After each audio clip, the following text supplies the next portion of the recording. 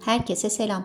Bu orkideleri ilk aldığımda kimse yaşar demezdi. İndirime düşmüş, yaprakları sararmış, kökleri çürümüş, bir tanesi ise neredeyse tamamen böcek kaplıydı. Ama bugün biri 3 yerden çiçek dalı çıkardı, diğerleri yeni yapraklar ve kökler veriyor. Üstelik tek yaptığım şey evdeki doğal malzemelerle onlara sıvı gübre karışımları kullanmak. Bu videoda sizlere evdeki iki ürünle nasıl doğal bir gübre hazırladığımı ve uyguladığımı göstereceğim. Ve video boyunca orkide bakımı hakkındaki püf noktalardan bahsedeceğim. Lütfen videoyu atlamadan her dakikasını izlemeyi ihmal etmeyin. Bu orkidelerin hepsi indirim reyonundan alındı. Yani aslında problemli orkideler. Saksı değişimi yapıldı ve şu an mevsim geçişi. Güçlü ve etkili bir gübre hazırlamalıyım. Yeni kök ve yapraklara ihtiyacım var. İşte bu yüzden sizlerle bugün bu etkili gübreyi hazırlayacağız. Sağlıklı bir çiçek dalı ve o dal üzerinde uzun süre açan çiçekler için, yani köklendirme ve dal gelişimi için bir gübre hazırlayacağız. Öncelikle 3 diş sarımsağı ince ince doğruyorum. Sarımsak yalnızca insanlar için değil, bitkiler için de çeşitli faydalar sağlayan doğal bir maddedir. Orkidelerde doğru kullanıldığında bazı önemli yararlar sağlar. Öncelikle sarımsak doğal antifungal yani mantar önleyicidir. Sarımsaktaki alisin adlı güçlü bir bileşik vardır ve bu madde kök çürüklüğü ve yaprak lekesi gibi mantar enfeksiyonlarını engellemeye yardımcı olur. Sarımsağın kokusu örümcek akarları, yaprak bitleri ve trips gibi bazı zararlıları uzak tutabilir. Kimyasal ilaçlara doğal bir alternatif oluşturur ve ayrıca sarımsak kök ve genel bağışıklık güçlendiricidir. Sarımsaktaki doğal bileşikler orkidenin kök gelişimini destekler, özellikle zayıf ve yeni saksıya alınmış orkidelerde direnci arttırabilir.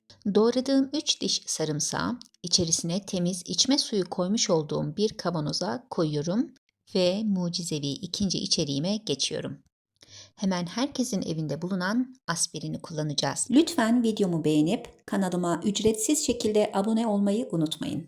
Aspirinin yani salisilik asidin en önemli özelliği bağışıklık sistemini güçlendirmektir. Bu orkidenin bakteriyel ve fungal enfeksiyonlara karşı kendini savunma mekanizmasını güçlendirir. Yani bitkiyi doğal yollarla daha dayanıklı hale getirir.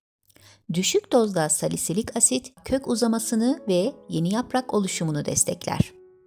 Özellikle saksı değişiminden sonra veya zayıf köklü orkideler için çok uygundur. Lütfen videomu beğenip kanalıma ücretsiz şekilde abone olmayı unutmayın. Bir adet aspirini de ezdikten sonra sarımsak ve su karışımının içerisine koyuyor ve iyice karıştırıyorum. Bu karışımın kapağını kapatıyorum ve buzdolabında 2 gün bekletiyorum. Bu 2 gün boyunca hem salisilik asit hem de alisin daha aktif hale gelecek.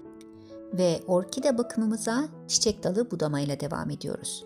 Orkideler hakkında pek bilgim yokken çiçekleri tamamen solmuş orkide dallarının tamamen kesilmesi gerektiğini düşünüyordum. Ancak hayır, doğru bir budamayla orkide çiçek dalı yeniden harika çiçekler verebilir. Bakın burada görmüş olduğunuz kapalı kısımları kesmiyorum. Bunlar yeniden çiçek dalı ya da keiki verebilirler. Kesmem gereken yer tam olarak çiçek vermiş olan en son dalın bir alt kısmı. Ve öncelikle keskin bir makası alkolle sterilize ediyorum ve kuruluyorum. Bakın kestiğim kısım tam olarak en son çiçek açmış olan yer ve kapalı olan kısmın tam arasından verev olarak kesiyorum. Kestiğim bölgenin kuruması, herhangi bir hastalık bulaşmaması için de hemen toz tarçın uyguluyorum. Çiçek dalını budamayı geciktirirseniz çiçek dalı zamanla sararıp kuruyabilir ve orkide enerjisini boş yere harcar. İkinci orkideme de budama yaptıktan sonra aynı şekilde toz tarçın uygulamasını yapıyorum.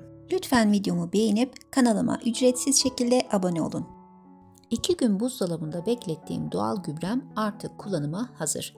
Oda ısısına getirdikten sonra çalkalıyorum. Kapağını açıyorum.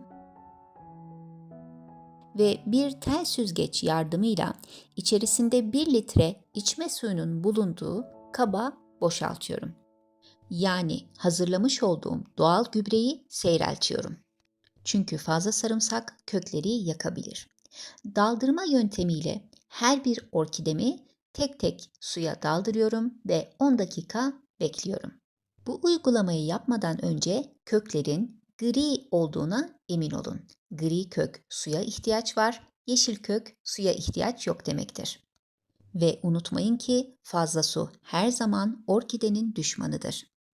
Tüm bu süreçte yaprak aralarına su gitmemesine dikkat ediyorum.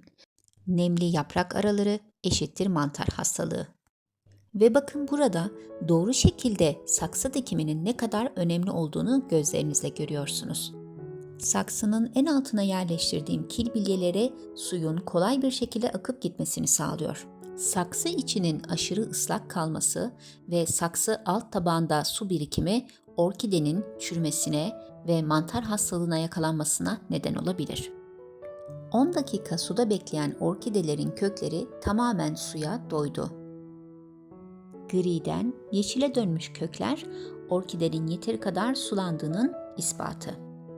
Tüm bu uygulamaları gölge bir yerde yapmayı tercih edin ve orkidelerinizi bu uygulamadan sonra direkt güneş ışığı almayan bir yere koyun. Saksı tabağına biriken suyu dökmeyi de unutmayın. Bakın bu orkidemde bir miktar Sphagnum mos var. O yüzden bu orkidemi 10 dakikadan daha az süre suda tutacağım çünkü çok fazla su tutma kapasitesi var. Orkidelerde yosun kullanımı ile ilgili çok güzel bir videom var. Lütfen kanalımdan bu videoyu izlemeyi unutmayın. Orkideleriniz için hazırlamış olduğunuz sıvı gübreleri ayda bir vermeniz yeterli. Ve arta kalan sıvı gübreleri evdeki diğer bitkilerinize de güvenle uygulayabilirsiniz. Arta kalan sıvı gübreyi direkt toprağa dökebilir ya da burada olduğu gibi bir sprey yardımıyla yapraklara spreyleyebilirsiniz. Zaten 2 gün dolapta beklemiş olan bu sıvı gübreyi daha fazla bekletmeyin ve evdeki diğer bitkilerinize güvenle uygulayın. Orkidelerinizin bol bol yeni yaprak ve sağlıklı çiçek dalı çıkarmaları için ayda bir gübreleme, doğru sulama ve doğru şekilde gün ışığından yararlanması çok önemli. Bu 3 yerinden çiçek dalı veren orkidem tamamen böceklerle kaplıydı. Bugünkü hali ise inanılmaz. Yani sabır ve doğru bakımla sizler de çok güzel orkidelere sahip olabilirsiniz. Orkidelerimin gelişimini takip etmek ve orkide bakımı hakkında daha fazla bilgi edinmek için lütfen kanalıma abone olun. Bu videoyu sevdiklerinize, çiçek severlere göndermeyi ihmal etmeyin. Sevgiyle kalın, hoşça kalın.